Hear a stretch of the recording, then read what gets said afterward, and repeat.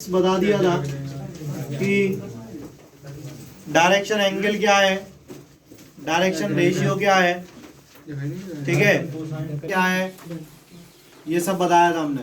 ठीक है, आज हम स्टार्ट करेंगे एक्सरसाइज 11.1। 11.1 का पहला क्वेश्चन क्या है उसको समझिए जरा। If an angle makes 90 degree, alpha 90 दिया है, 35 दिया है और गामा दिया है 45, अल्फा 90 बीटा 135 गामा 45 है। ठीक है, तो फाइंड इट्स डायरेक्शन कोसाइन, इसके डायरेक्शन कोसाइन निकालने हैं। दैट मीन्स हमें कॉस अल्फा निकालनी है। कॉस अल्फा क्या होगा, कॉस 90 होगा और कॉस 90 की वैल्यू 0। फिर कॉस बीटा निकालना है। कॉस बीटा मतलब कॉस 135 और कॉस 135 की वैल्यू -1/√2। फिर कॉस गामा निकालना है। दैट मीन्स कॉस 45 और 45 की वैल्यू कितनी हुई, बस यही निकालना था। ठीक है, तो उन्होंने कहा था कि अल्फा बीटा गामा गिवन है और डायरेक्शन कोसाइन निकालो। कोसाइन मतलब अल्फा बीटा गामा में कॉस लग जाएगा। कॉस अल्फा निकालना है, कॉस बीटा निकालना है, कॉस गामा निकालना है। ठीक है, नेक्स्ट क्वेश्चन क्या है, क्वेश्चन नंबर 2 समझिए जरा। क्वेश्चन नंबर 2 सिंपल सा क्वेश्चन था ये तो। Find the direction cosine of A line which makes equal angle with the coordinate axis. मतलब क्या है, मतलब ये है कि अल्फा बीटा और गामा सेम है, अल्फा बीटा गामा सेम है, तो हमें डायरेक्शन कोसाइंस निकालने हैं।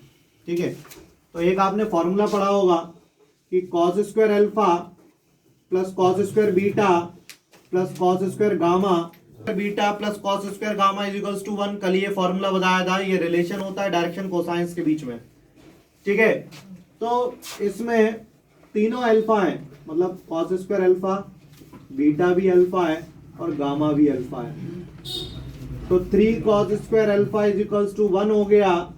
That means cos square alpha is equals to 1/3 हो गया। तो cos alpha is equals to 1/√3, plus minus में ले सकते हो आप। यही cos बीटा होगा और यही cos गामा होगा। Is that clear? आगे थर्ड क्वेश्चन में क्या है, क्वेश्चन नंबर 3 देखिए।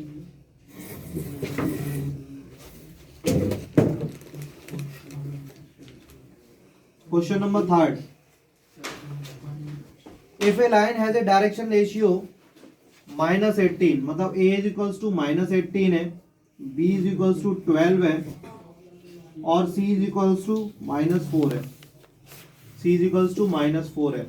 a -18 है, b 12 है, c -4 है। तो हमें सबसे पहले cos अल्फा निकालना है।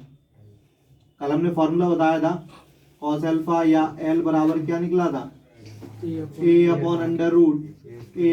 Plus b² plus c²। तो a की जगह -18/√18 का स्क्वायर। मतलब ये रिलेशन होता है डायरेक्शन रेशियो। एबीसी क्या है यहाँ पे, डायरेक्शन रेशियो है, और cos alpha cos beta cos gamma क्या है, डायरेक्शन कोसाइन। तो कोसाइन और डायरेक्शन रेशियोज में ये रिलेशन होता है, जो कि हमने कल प्रूव कराया था कि cos alpha is equals to a/√a² plus b² plus c²। cos beta is equals to b/√a² plus b² plus c²। cos gamma is equals to c/√a² plus b² plus c²। ये relation है direction cosine और direction ratios के बीच में। Is that clear? तो यहाँ पे 18 का स्क्वायर कितना हुआ, 324, 144 और 16। तो अगर आप इसको सॉल्व करेंगे तो ये कितना हुआ,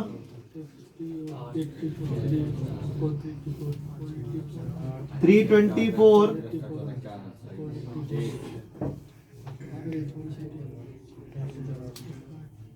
484 और 484 शायद 22 का होता है। ठीक है, तो -18/22 और इसको काट दो तो कितना आया, 9/11। ठीक है, ऐसे ही cos बीटा निकाल लोगे आप लोग। cos बीटा क्या होगा, b/√a² plus b² plus c²। और ऐसे ही cos गामा निकाल दोगे c upon under root a square plus b square plus b square. समझ में आ गया? नोट करिए। फोर्थ समझिए, सो दैट द पॉइंट्स 2, 3, 4 और क्या है -1, -2, 1 एंड 5, 8, 7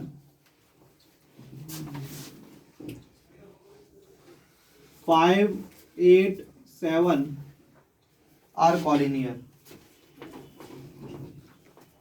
ये कॉलिनियर प्रूव करना है, और कॉलिनियर प्रूव करने के लिए अगर इनके डायरेक्शन रेशियो सेम है तो वो कॉलिनियर होंगे।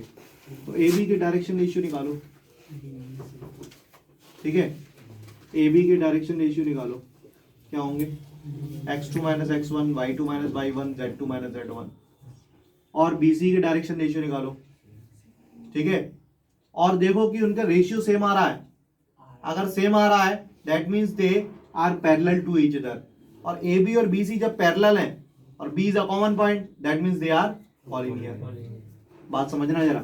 सबसे पहले निकालें डायरेक्शन रेशियोज ऑफ AB, क्या होगा x2 - x1, y2 - y1, z2 - z1। ठीक, तो x2 - x1 क्या होगा, देखो -1 -2 -3 हो जाएगा, -2 -3 1 -4। ठीक है, अब डायरेक्शन रेशियोज ऑफ BC क्या होगा 5 -1 मतलब 6, 8 -2 मतलब 10, 7 -1 मतलब 6। ठीक है, अब देखना जरा इसके डायरेक्शन रेशियो A1/A2 क्या निकल के आ रहा है -3/6, B1/B2 क्या आ रहा है -5/10 दैट मींस -1/2, C1/C2 क्या आ रहा है -3/6 दैट मींस -1/2। तो देखना जरा यहाँ पे A1/A2 is equals to B1/B2 is equals to C1/C2 that means AB is parallel to BC। अगर डायरेक्शन रेशियोज का रेशियो सेम आए, ठीक है, तो वो क्या हुए पैरेलल, और AB और BC पैरेलल है, और B is a common point, B is a common point, so ABC is a collinear, A, B, C is a collinear। Is that clear? Note करिए। एक ट्राइंगल है A, B and C। A के coordinate है 3, 5, -4, B के coordinate है -1, 1, 2 और C के coordinate है -5, -5, -2। ABC के कोऑर्डिनेट दिए, हमसे क्या कहा है find the direction cosine of the sides of the triangle. That means क्या है, पहले AB के डायरेक्शन रेशियो निकालेंगे, डायरेक्शन रेशियोज ऑफ AB। एक साइड के बता रहे हैं, एक मिनट सुन लेना सभी। AB के डायरेक्शन रेशियो क्या होंगे B - A मतलब -1 -3 -4 हो गया, 1 -5 मतलब -4 हो गया, 2 -4 मतलब 6। ठीक है, माइनस करते हैं ना तो B - A तो 6 हो गया। ये डायरेक्शन रेशियो इसके आ गए। अब इसके उन्होंने कहा कि डायरेक्शन कोसाइन निकालो। इधर देखो डायरेक्शन कोसाइन निकालो, that means cos alpha is equals to A/√A² plus B² plus C²। cos beta निकालो B/√A² plus B²। cos gamma निकालो C/√A² plus B² plus C²। ये एक साइड का निकल आएगा। फिर इसी तरीके से दूसरी साइड के तीनों चीजें निकाल लेंगे। फिर इसी तरीके से AC तीसरी साइड की पहले डायरेक्शन रेशियो निकालो, फिर cos अल्फा निकालो, cos बीटा निकालो, cos गामा निकालो। कर लोगे, कुछ लेंथी क्वेश्चन है, बस कोई उसमें फॉर्मूला लगने वाली। ठीक है, अपने आप करिएगा, नोट कर लीजिए। पढ़ चुके हो स्ट्रेट लाइन क्लास 11th में, ठीक है, लेकिन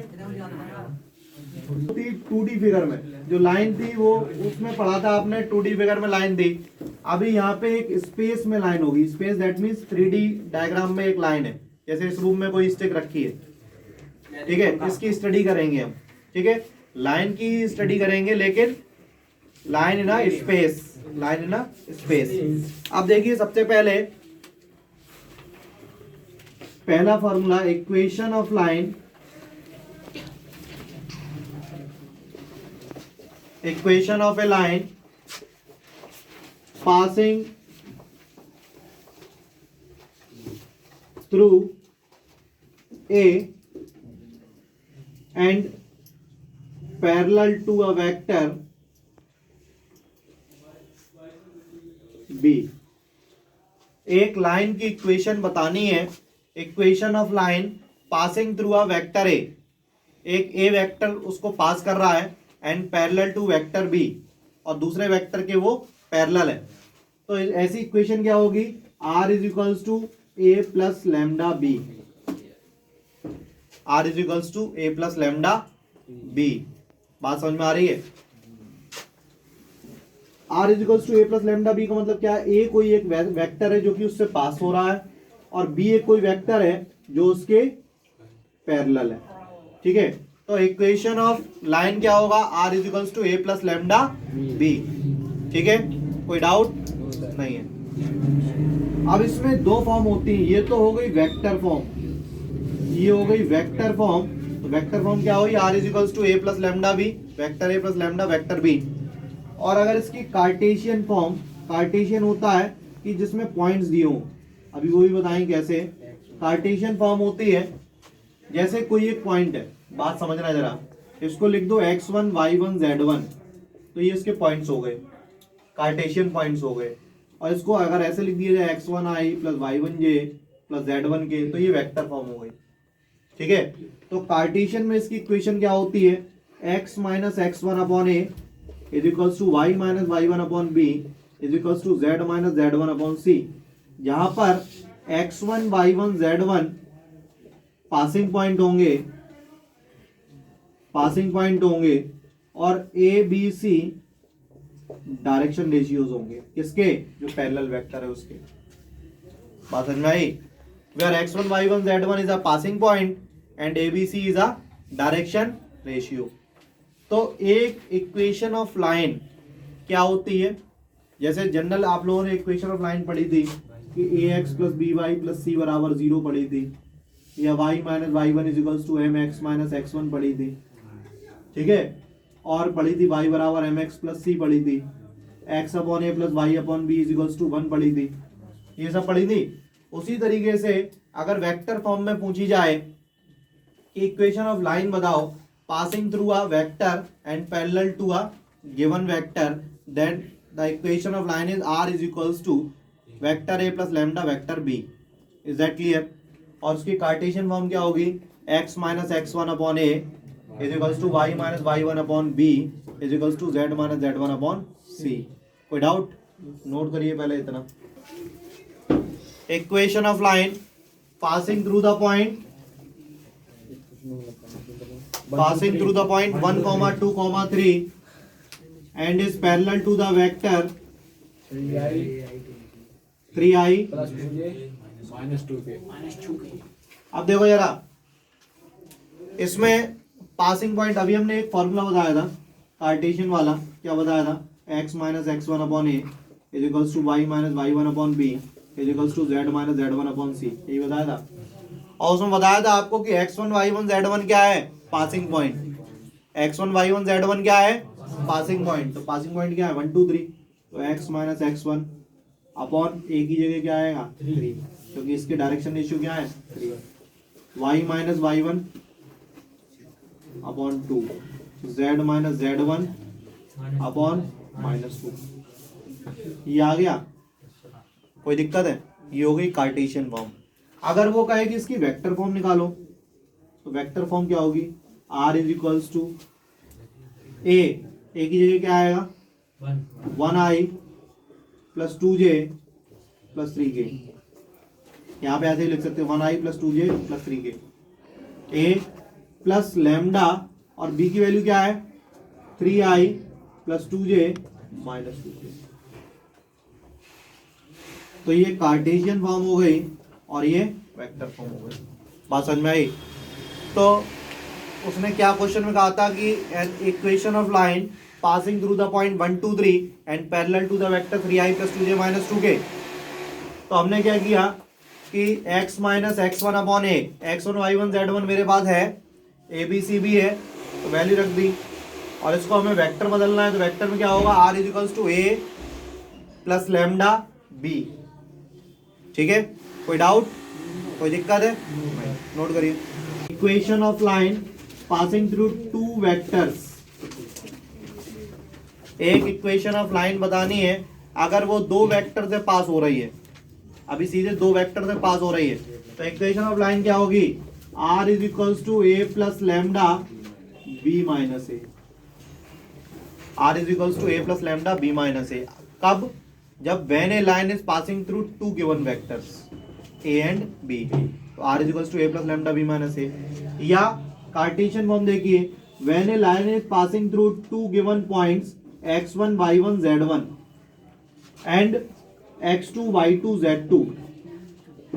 When a line is passing through two given points x1 y1 z1 and x2 y2 z2, then equation of line is x minus x1 upon x2 minus x1, y minus y1 upon y2 minus y1, z minus z1 upon z2 minus z1। Is that clear? मतलब क्या है, उस सवाल में क्या था कि एक लाइन जो है एक पॉइंट से पास हो रही थी और दूसरे के पैरेलल थी, तो r is equals to A plus lambda B. ठीक है, और x minus x1 upon a is equals to y minus y1 upon b is equals to z minus z1 upon c, where x1 y1 z1 is a passing point and abc is a direction ratio. अब इस सवाल में क्या है कि एक line दो point से पास हो रही है या दो वेक्टर से पास हो रही है, तो फॉर्मूला क्या होगा, r is equals to a plus lambda b minus a, r is equals to a plus lambda b minus a। और अगर पॉइंट से पास हो रही है तो x minus x1 upon x2 minus x1, y minus y1 upon y2 minus y1, z minus z1 upon z2 minus z1। कोई doubt नहीं है? नोट करिए। Find the vector and Cartesian equation of the line, find the vector and Cartesian equation of the line that passes through the origin, that passes through the origin and 5 comma minus 2 comma 3, that passes through the origin and 5 comma minus 2 comma 3। देखिए जरा इसमें क्या है, when a line is passing through origin, origin that means 0 0 0 0 0 0 and another point is 5 minus 2 3। ठीक है, then the vector, sorry, Cartesian equation is x minus x1 upon x2 minus x1, y minus y1 upon y2 minus y1, z minus z1 upon z2 minus z1, that means x upon 5, y upon minus 2, z upon 3। ये तो आ गई कौन सी form, Cartesian form. अब इसकी vector form जरा देखो, क्या बताई थी, r is equals to a plus lambda b minus a, a की जगह 0i plus 0j plus 0k plus lambda b minus a 5i minus 2j plus 3k।